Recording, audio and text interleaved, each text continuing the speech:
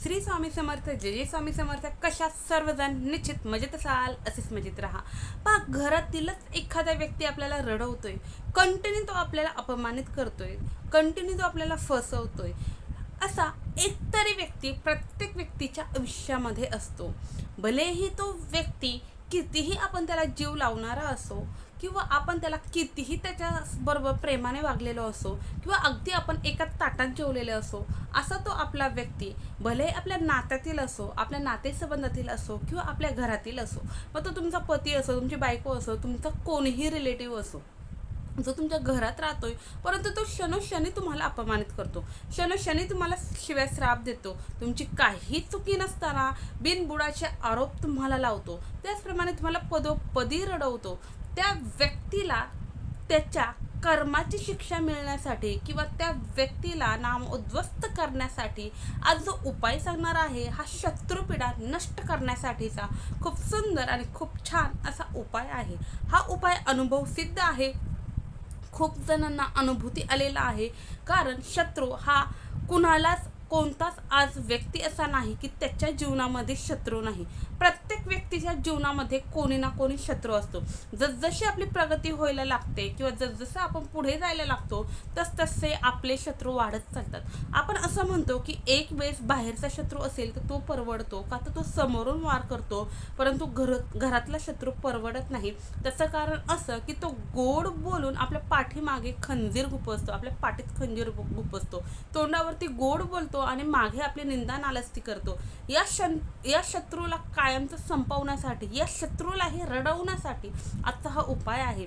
उपाय सांगणार आहे तत्पूर्वी जे कोणी आपल्या चॅनलवरती नवीन असाल, अजून आपल्या चॅनलला सबस्क्राईब केलं नसेल तर आपल्या चॅनलला सबस्क्राईब करा, बेल आयकॉन ऑन करा, जेणेकरून असे छान छान व्हिडिओ तुमच्यापर्यंत येतील आणि तुमच्या जीवनातही सोनं झाल्याशिवाय राहणार नाही. व्हिडिओ स्किप न करता शेवटपर्यंत पहा, म्हणजे निश्चितच संपूर्ण माहिती तुमच्यापर्यंत पोहोचली जाईल. तर पहा, हा उपाय कधी करायचा. हा जो उपाय आहे हा तुम्हाला मंगळवार, बुधवार, गुरुवार, शुक्रवार, शनिवार, रविवार, सोमवार कोणत्याही दिवशी जरी केला तरीही चालेल. त्यातला त्यात सर्वात महत्त्वाचा दिवस जर म्हटलं तर मंगळवार आणि शनिवारी जर तुम्ही हा उपाय केला तर अतिशय उत्तम. का तर आपणाला माहिती आहे की मंगळवार हा जो दिवस आहे हा आपल्या मारुती रायांचा दिवस आहे, त्याचप्रमाणे हनुमान महाराजांचा दिवस आहे. आणि आजही पृथ्वी तलावरती अंश रूपाने वास्तव्य करणारे जे दैवत आहे ते दैवत म्हणजे मारुती राया आहे. आणि या मारुती रायाला आपण जर शरण जर गेलो तर आपली कोणतीच गोष्ट ही अडत नाही, किंवा आपल्याला कोणत्याही शत्रुपीडेचा सामना करावा लागत नाही. कितीही बलवंत, कितीही मोठा शत्रू असू द्या, त्या शत्रूला शमवण्याचं काम आपले मारुतीराया करत असतात. म्हणून हा उपाय तुम्हाला मारुतीरायाच्या मंदिरामध्येच करायचा आहे. आता तर आमच्या जवळपास मारुतीरायाचं मंदिर नाही, मग काय, तर तुम्ही हा उपाय तुमच्या घरामध्ये एखादी मारुतीरायाची प्रतिमा लावून तिथे बसून दक्षिण दिशेला तोंड करून बसून म्हटलं तरीही करू शकता. पण शक्यतो होईल मंदिरामध्ये जर केला तर त्याचा इफेक्ट पटकन येतो. परंतु तुमच्या जवळपास नाहीच, तुम्हाला पर्यायच नाही, तर घरामध्ये एखादी छोटीशी मारुतीरायाची प्रतिमा आणा आणि तिथे बसून त्या प्रतिमेच्या समोर जरी उपाय तुम्ही केलात तरीही चालेल. मारुतीरायाची घरात प्रतिमा आणताना जे पर्वत हातावरती उचललेला आहे ती प्रतिमा आणायची, दुसरी कोणतीही प्रतिमा मारुतीरायाची घरामध्ये आणायची नाही. तर सांगण्याचं तात्पर्य असं की तुम्ही हा उपाय मारुतीरायांना साक्षी मानूनच करायचा आहे, का तर शत्रूचा विनाश करायचा आहे त्यासाठी. तर पहा, यासाठी साहित्य काय लागणार आहे, तर यासाठी तुम्हाला लागणार आहे 7 शाबीत लवंगा. आता शाबीत लवंग म्हणजे काय, ज्या लवंगेला पुढे फूल आहे, बोंड आहे, ती कुठेही तुटलेली नाही, अशा 7 लवंगा तुम्हाला घ्यायच्या आहे. मसाल्याच्या साहित्याच्या दुकानात सहजरित्या लवंगा मिळतात, तर 7 लवंगा शाबीत घ्यायच्या. त्यानंतर भीमसेनी कापूर लागणार आहे. दुसरा कापूर घ्यायचा नाही, भीमसेनी कापूर घ्यायचा, कारण निगेटिव्हिटी दूर करण्यासाठी भीमसेनी कापूर खूप गरजेचा आहे.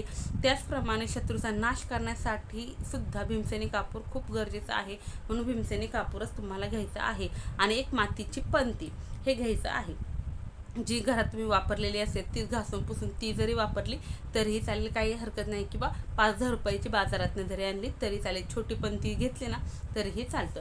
आता काय करायचं, स्वच्छ हातपाय वगैरे धुवायचे. दिवसभरात कधीही उपाय करा, शनिवारी किंवा मंगळवारी दिवसभरात कधीही उपाय करा. किंवा हे 2 दिवस सोडून तुम्हाला खूप घाई आहे तर तुम्ही ह्या 2 दिवसांच्या व्यतिरिक्त जरी तुम्ही उपाय केला तरीही चालेल. पहा, हा उपाय तुम्ही आठवड्यातून एकदा करा, 2दा करा तरीही चालेल. किंवा अगदी एकदा करून लेट्स गो करून सोडून जरी दिला, महिन्यातून एकदा जरी केला तरीही चालेल.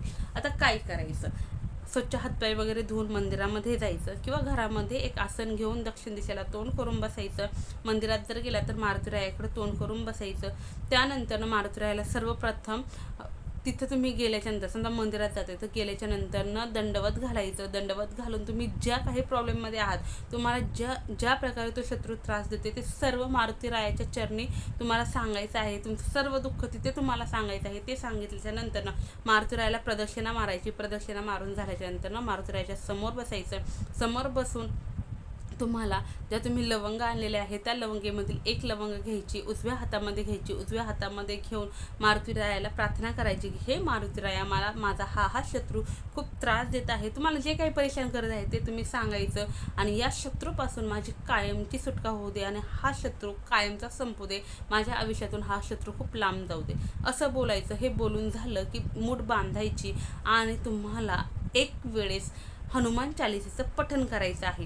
आता ताई, आमची हनुमान चालिसा पाठ नाही तर तुम्ही वाचू शकता. जर तुम्हाला लिहिता वाचता येत नाही तर तुम्ही मोबाईलवरती लावून द्या आणि ती डोळे बंद करून फक्त श्रवण जरी केले, ऐकली तरीही चालेल.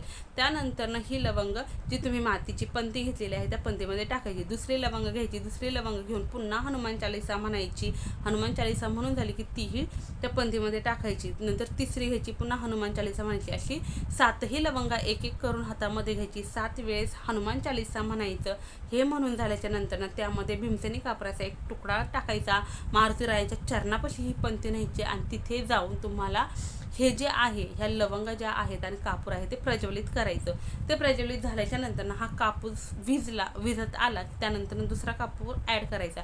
जोपर्यंत ह्या लवंगा पुरे लाल लाल होत नाहीत, पूर्णपणे जळत नाही, तोपर्यंत तुम्हाला मारुतीरायाच्या समोरच त्यामध्ये कापूर ॲड करत चालायचं आणि मारुतीरायांचं नामस्मरण कंटिन्यू करत राहायचं. ते हे होते ना त्यावेळेस मारुतीरायांचं नामस्मरण करायचं. मनामध्ये असं इमॅजिन करायचं की तुमचा शत्रू कायमचा संपत आहे. ओम हन हनुमंताय नमः, ओम हन हनुमंताय नमः, ओम हन हनुमंताय नमः, ओम हन हनुमंताय नमः, ओम हन हनुमंताय नमः, ओम हन हनुमंताय नमः.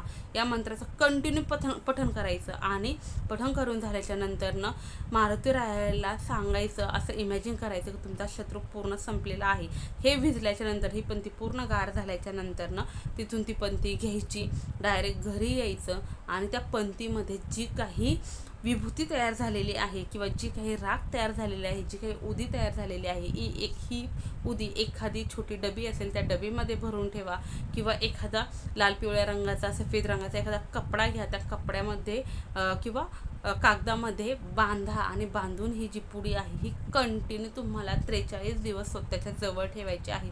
ज्या माझ्या महिला भगिनी घरात आहेत त्यांनी त्यांच्या ओढणीला बांधा, पदराला बांधा किंवा ज्या बाहेर कामानिमित्त जातात त्यांनी त्यांच्या पॅन्टीच्या खिशात, पर्समध्ये, पॉकेटमध्ये ठेवले तरी चालेल.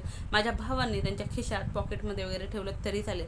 रात्री झोपताना मात्र आठवणीने काढायची, उशीखाली घ्यायची, हनुमान चालिसेचं पठण करायचं आणि झोपून द्यायचं. सकाळी पुन्हा उठलात की ही पोटली सोबत ठेवायची. अशा प्रकारे फक्त 43 दिवस तुम्ही हा उपाय करून पहा. 43 दिवस जर कंटिन्यू हनुमान चालिसेचं पठण झोपण्याच्या आधी दिवसभरात एकदा जरी केलं तरीही तुम्हाला मी सांगते तुमचा शत्रू जो कोणी होता तो शत्रू स्वतः येऊन तुमच्या समोर रडेल. स्वतः येऊन त्यांनी केलेल्या कर्माची माफी मागेल. तो स्वतः रक्ताचे अश्रू रडेल. इतपत हा उपाय महत्त्वाचा आणि अनुभव सिद्ध असा आहे. कारण जो व्यक्ती आपल्याला रडवतो त्याला शिक्षा झाली पाहिजे, त्याला त्याच्या कर्माचे भोग भेटलेच पाहिजे. यासाठी निश्चित आपली तगमग असती आणि त्याला त्याचे कर्म कळावे, त्याला त्याच्या कर्माची शिक्षा मिळावी. म्हणून तुम्ही हनुमान महाराजांना प्रार्थना करा, मारुतीरायाला प्रार्थना करा. 1001% तुम्हाला याचं डोही याचं डोळा सर्व काही पाहायला भेटेल. कारण आत्ता कलियुग आहे आणि कलियुग हेच म्हणतं ज्या हाताने कराल त्याच हाताने फेडाल. ज्यावेळेस आपण इतरांचं वाईट चित्तो त्यावेळेस निश्चित त्याचं होईल ना होईल, पण तुमचं वाईट हे निश्चित होत असतं. म्हणून कधीच कुणाचं वाईट चितू नका, कधीच कुणाविषयी वाईट बोलू नका, कारण आपण जे पेरू तेच उगवतं.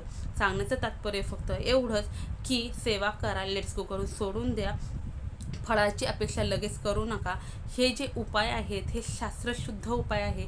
या उपायांमुळे कोणताच कुणालाच त्रास होत नाही. आता शत्रू संपणे म्हणजे तो कायमचा मरणे का, तो मरणे संपणे म्हणजे काय, आपल्या आयुष्यातून दूर जाणे, त्याची जी पीडा आहे ती पीडा संपणे, तो शत्रू मरणे असा त्याचा अर्थ होत नाही. त्याचे आपल्या बाबतीत जे काही विचार आहेत ते विचार संपणे, याला म्हणतात शत्रू संपणे.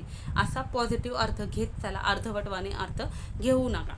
तर निश्चित सांगितलेली मी सर्व माहिती तुम्हाला समजली असेल. 43 दिवस कंप्लीट झाले, तो शत्रू तुमच्या वाट्यालाही आला नाही की त्यानंतर तुम्हालाही पोटली कंटिन्यू तुमच्यासोबत ठेवायची असेल तर ठेवू शकता, किंवा वाहत्या पाण्यात निर्माल्यामध्ये टाकून द्या तरीही चालेल. आणि पुन्हा दुसऱ्या शत्रूसाठी सेम याच पद्धतीने मारुतीरायाच्या मंदिरामध्ये जाऊन उपाय करा, किंवा घरामध्येच मारुतीरायाची प्रतिमा आणून त्या प्रतिमेच्या समोर जरी हा उपाय केला तरीही चालेल. पहा, व्हिडिओ फक्त तुमच्यापर्यंत ठेवू नका, कारण हे कलियुग आहे. माझ्यापासून तुम्हा सर्वांनाच शत्रू एकतरी असतोच, एकतरी शत्रू असतो. आणि एक वेळ मी पुन्हा सांगते, एक वेळ बाहेरचे शत्रू परवडतात, घरातला भेदी लंकाडा आहे कधीच परवडत नाही, कधीच नाही, कारण तो गोड बोलून खोड मोडतो. म्हणून या शत्रूंना दूर ठेवण्यासाठी निश्चित आपण उपाय करणं गरजेचं आहे. निश्चित सांगितलेली सर्व माहिती तुम्हाला समजली असेल. व्हिडिओ कसा वाटला हे कमेंट्समध्ये सांगायला विसरू नका. तसेच कमेंट्समध्ये श्री स्वामी समर्थ, जय जय स्वामी समर्थ हे लिहायलाही विसरू नका. झालेली सेवा स्वामींचरणी रुजू. श्री स्वामी समर्थ, जय जय स्वामी समर्थ, श्री स्वामी समर्थ महाराज की जय.